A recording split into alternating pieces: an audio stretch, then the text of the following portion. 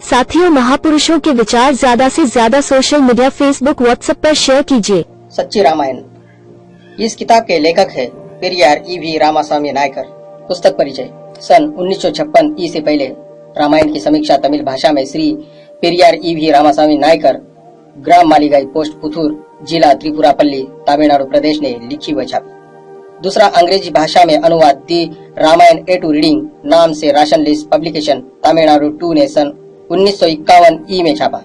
तीसरा हिंदी भाषा में अनुवाद सच्ची रामायण नाम से ललई सिंह यादव, अध्यक्ष अशोक पुस्तकालय, रजिस्टर, ग्राम व पोस्ट झिंझक, जिला कानपुर, उत्तर प्रदेश ने दिनांक 1/10/1968 ई को छापा। उत्तर प्रदेश गवर्नमेंट गजेट दिनांक 20 दिसंबर सन 1961 की आज्ञानुसार केवल हिंदी व अंग्रेजी एडिशन यह लिखकर जब्त कर दिए गए कि इस पुस्तक से भारत के कुछ नागरिक समुदाय की धार्मिक भावनाओं को ठेस पहुंचती है। उपरोक्त आज्ञा के विरुद्ध प्रकाशक ललई सिंह यादव ने हाईकोर्ट ऑफ जुडिकेचर इलाहाबाद में क्रिमिनल मिसलिनियस एप्लीकेशन प्रस्तुत की। माननीय जस्टिस श्री के.एन. श्रीवास्तव व माननीय जस्टिस श्री हरि स्वरूप अपीलांट की ओर से बनवारी लाल यादव एडवोकेट हाईकोर्ट और रिस्पांडेंट उत्तर प्रदेश गवर्नमेंट की ओर से गवर्नमेंट एडवोकेट तथा उनकी सहयोगी श्री पीसी चतुर्वेदी एडवोकेट व श्री आसिफ अंसारी एडवोकेट की बहस दिनांक 26, 27 व 28 अक्टूबर 1970 ई को 3 दिन लगातार सुनी। माननीय जस्टिस श्री A.K. कीर्ति ने मुकदमा नंबर 412 सन 1970 ई criminal miscellaneous application under section 19B criminal procedure code में दिनांक 19 जनवरी सन 1971 ई को बहुमत का निर्णय दिया कि 1. गवर्नमेंट ऑफ उत्तर प्रदेश की पुस्तक सच्ची रामायण की जब्ती की आज्ञा निरस्त की जाती है। 2. जब्त शुदा पुस्तकें सच्ची रामायण अपीलांट ललई सिंह यादव को वापस दी जाए। Number 3. Government of Uttar Pradesh की ओर से अपीलांट ललई सिंह को 300 रुपए खर्च के दिलाए जाए। उपरोक्त मुकदमा में अपीलांट ललई सिंह यादव की ओर से जो रिजवाइंडर अर्थात प्रत्युत्तर किया गया था, पाठकों की विशेष मांग पर उसे सच्ची रामायण की चाबी के नाम से छापा गया है। सभी बुद्धिमान और वैचारिक साथियों का great Indian leaders unread book YouTube channel में स्वागत है। साथियों, सबसे पहले मैं सभी महापुरुषों को नमन करता हूँ। साथियों, आज के समय में हमारे लोग महापुरुषों की किताबें पढ़ते नहीं है। इसी वजह से उन्हें सही गलत, दोस्त और दुश्मन की पहचान नहीं होती। लेकिन हमारे लोगों को सही इतिहास मालूम होना चाहिए, यही सोचकर मैंने यह प्रयास किया और मैं सफल भी हुआ। साथियों, अब आपको किताब पढ़ना नहीं है, महापुरुषों की किताब में क्या लिखा है सिर्फ सुनना है और देखना है। आप सब मेरे इस कार्य में सहयोग करेंगे, ऐसी मैं आशा करता हूँ।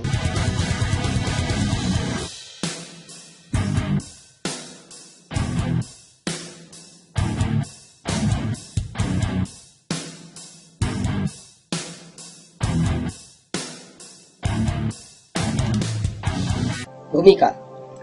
रामायण किसी ऐतिहासिक तथ्य पर आधारित नहीं है, यह एक कल्पना तथा कथा है। इसके अनुसार राम न तो तमिलनाडु का निवासी था और न उससे किसी प्रकार संबंधित था। उसके द्वारा मारा गया रावण लंका का राजा था। राम में तमिल सभ्यता कण मात्र न थी।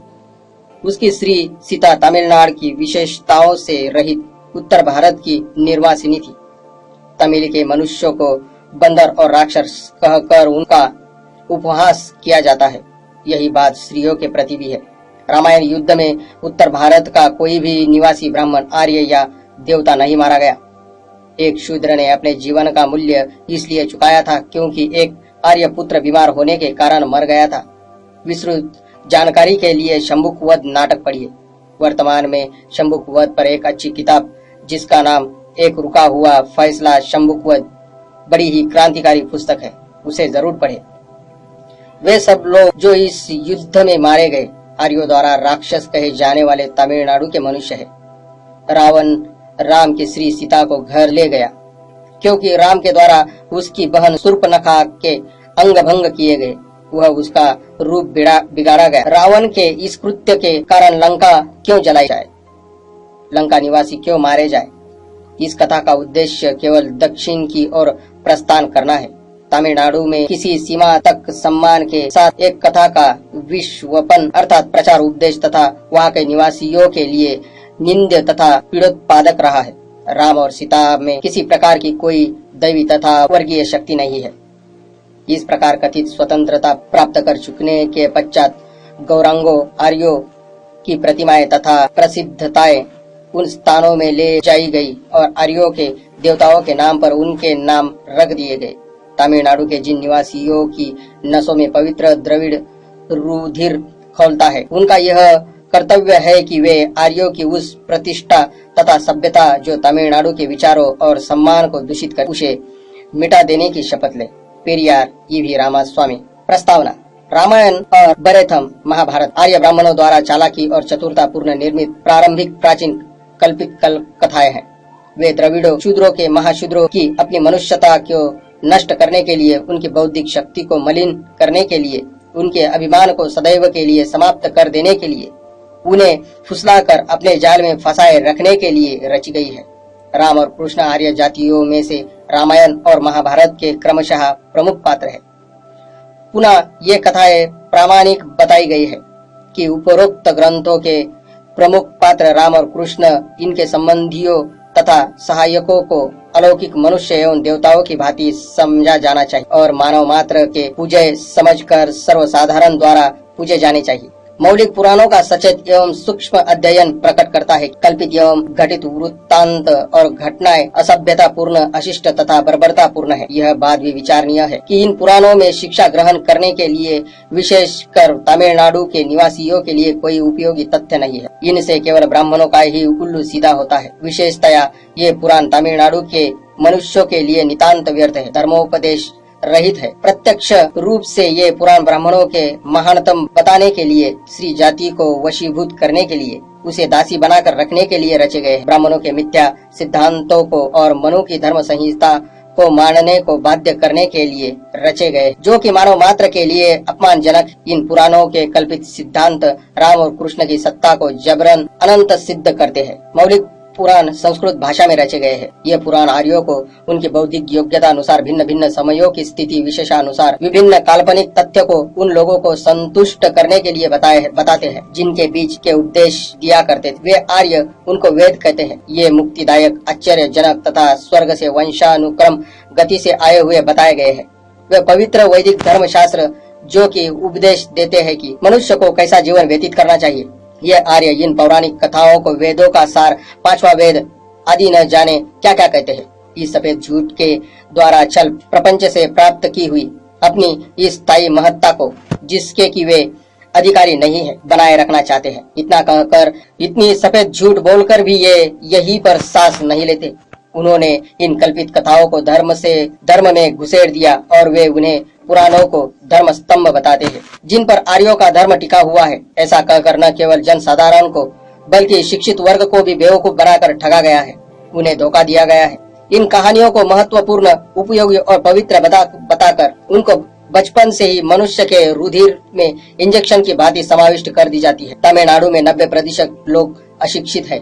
अपने को शिक्षित मानने वाले शेष 10% लोग इतने अंधविश्वासी है कि वे अपने स्वतंत्र विचार ही नहीं व्यक्त कर सकते। वे द्रविड़ आर्यों के द्वितीय संसार स्वर्ग में विश्वास करते हैं और इस कपोल कल्पित विश्वास के दुष्परिणाम स्वरूप आर्यों के चीरदास बने हुए हैं। संक्षेप में मुसलमानों और ईसाइयों के अतिरिक्त ये सभी द्रविड़ लोग रामायण के धार्मिक भक्त हैं। इन पुराणों में वर्णित दुराचार पूर्ण प्रवृत्तियों, उद्देश्यों और उल्लंघनीय आज्ञाओं का भंडाफोड़ करना आवश्यक हो गया है, ताकि केवल तमिलनाडु के निवासी ही नहीं बल्कि आर्यों द्वारा कहे जाने वाले संपूर्ण भारत के द्रविड़, शूद्र व महाशूद्र अपना दृढ़ विचार रख सके, इन पुराणों में वर्णित अंधविश्वास व मूर्खता पूर्ण बातों से बच सके और आर्यों के धर्म रूपी जुए से अपने आप को मुक्त कर सके। इस परिणाम को दृष्टि में रखते हुए कि भविष्य में रामायण के पाठकों का समय अब इन कपोल कल्पित तथ्यों को पढ़ने में नष्ट न हो, बल्कि एक 140 पृष्ठ की वार्तालाप के रूप में प्रकाशित वाल्मीकि रामायण कन्वर्सेशन, अंग्रेजी में वर्णित रामायण के संक्षिप्त और महत्वपूर्ण तथ्य जो कि विचारों को कम न करते हुए लिखी गई है, पढ़नी चाहिए। हम लोग इन घटनाओं में विश्वास नहीं करते जो किसी समय में हुई प्रामाणिक की गई है। वे घटनाएं वस्तुतः किसी समय न घट सकी थी। तब इस कथा, उपकथा या प्रासंगिक कथा का इतना अनुसंधान क्यों किया जाता है? यह सब क्यों? इसलिए कि मैं साधारण के समक्ष अपने विचारों को रखता हूँ, विशेषकर भारतीय द्रविड़ों, शूद्रों व महाशूद्रों के समक्ष, जिनको आर्य लोग उपदेश देते हैं, प्रचार करते हैं और बहुत समय पूर्व उन्होंने हमारे आदमियों द्वारा ख्याति प्राप्त कर ली है। मूल रामायण में कोई प्रशंसनीय तत्व नहीं है, न कोई उपदेशात्मक, कंठाग्र करने योग्य तथा अनुकरणीय नहीं है जो कि तर्क संगत हो।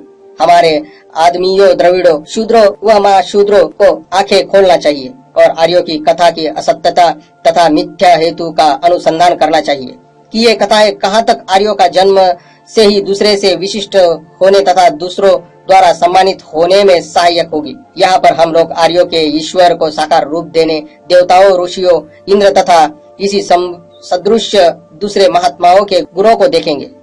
आर्य जिन्होंने द्रविड़ों, शूद्रों व महाशूद्रों की प्राचीन भूमि पर आक्रमण किया, तत्पश्चात उन्हें अपमानित किया, गालियां दी, उनके साथ दुर्व्यवहार किया तथा मिथ्या और भ्रमोत्पादक वह इतिहास लिखा जिसे वे रामायण कहते हैं, जिसमें राम और सीता द्वारा दूसरे प्रति आराध्य करने में सहायता देने को भी आर्य कहा गया है।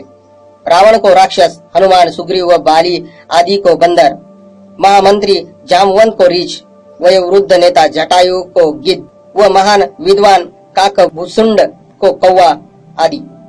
यह वह निर्णय है कि जिस पर अनुसंधान के विद्वान विद्यार्थी पहुंच सकते हैं। आर्यों को जो शक्ति दी गई है उसके द्वारा किस अपमानित ढंग से दूसरी जातियों को तुच्छतम स्वाभिमान से अनभिन्न बताकर, और इतना ही नहीं, उन्हें इस प्रकार तुच्छतम, घृणित तथा निम्न स्तर के प्राणी कहकर इन द्रविड़ों, शूद्रों व महाशूद्रों को रामायण में वर्णित आर्य चरित्रों का प्रेमी माना गया है और उन आर्यों के अपने को पूज्य, सर्वश्रेष्ठ व देवता आदि बताकर तथा द्रविड़ों, शूद्रों व महाशूद्रों को अधर्मी, छली, राजद्रोही, कपटी, वह विश्वासघातकी आदि आदि कहा है। तमिलनाडु के निवासियों तथा भारत के समस्त द्रविड़ों, शूद्रों व महाशूद्रों के लिए यह विषय उनके जीवन दर्पण के समान है।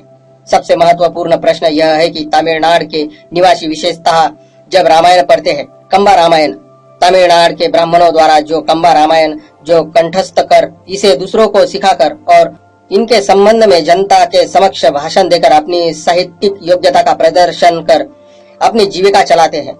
वाल्मीकि रामायण की कथा को चाट कर, छिपा कर, उसकी सत्यता और मौलिकता को समाप्त कर किस प्रकार दुष्ट एवं पाजी कंबाओं द्वारा सूक्ष्म पर्दा डाला गया है, इसकी शिक्षा सर्वसाधारण को दी जानी चाहिए।